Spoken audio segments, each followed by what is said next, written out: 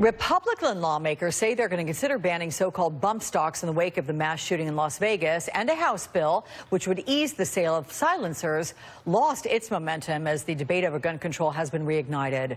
Joining me now, Democratic Congressman Luis Gutierrez of Illinois. He's a member of the Judiciary Committee and a co-sponsor of a bill to help track lost or stolen firearms. Sir, thank you so much for joining me. It's good to see you. I want to first get your reaction to the shooter having researched Chicago among cities to carry out your possible attacks there in your city. Look, why do we need permission from the NRA to legislate for the safety and security of the American public? Why does an organization have such huge and immense power over the Congress of the United States? To me, it's just immoral that anyone can continue to allow such harm to be caused. We have methods in which we can certainly reduce and make people safer. People say, oh, it won't eliminate them all.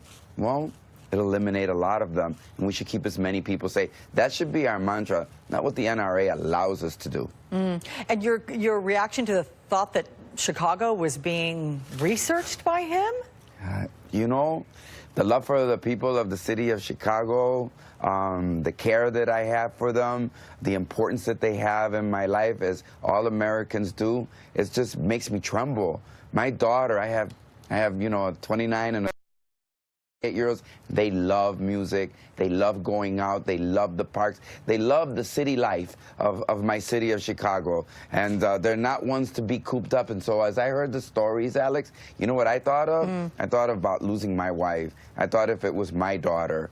I thought if it was my dad. Oh, please.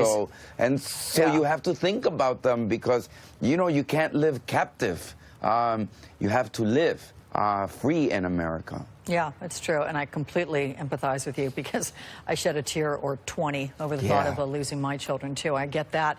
Let's go to the president's response to Puerto Rico. Only 10% have power. A little more than half have access to drinking water.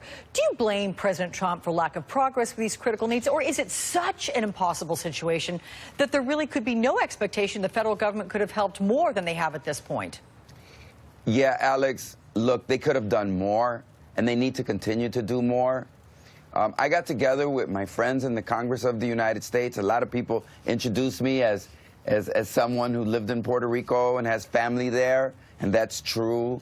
But that's not maybe true for Congresswoman McGovern of Massachusetts, or Rosa DeLauro of Connecticut, or Marcy Kaptur of Cleveland, Ohio. And here's what they're all saying.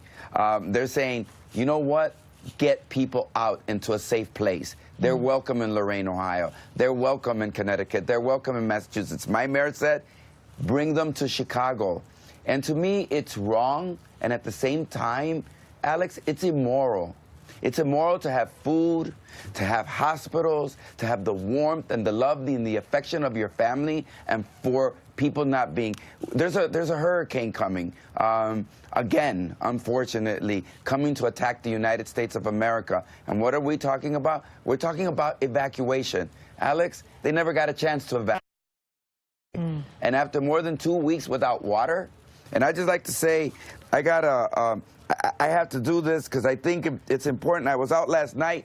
One of my constituents came and said, this is what he got from his cousin. It says, Primo, please tell Luis Gutierrez the shipments are stuck. Tell him the help is all a lie. Tell him that there's no trucks and there's no diesel. The stores are closing. We'll probably not have food. No helicopters driving supplies. Please push your public officials. And so there is a new growing sense that we need for those who wish. Yesterday in Chicago, in the New York Times, the headline was, what's the most coveted thing for many in Puerto Rico? Airline ticket out. But it shouldn't be only for those that have the possibility to get out. It should be for those that need.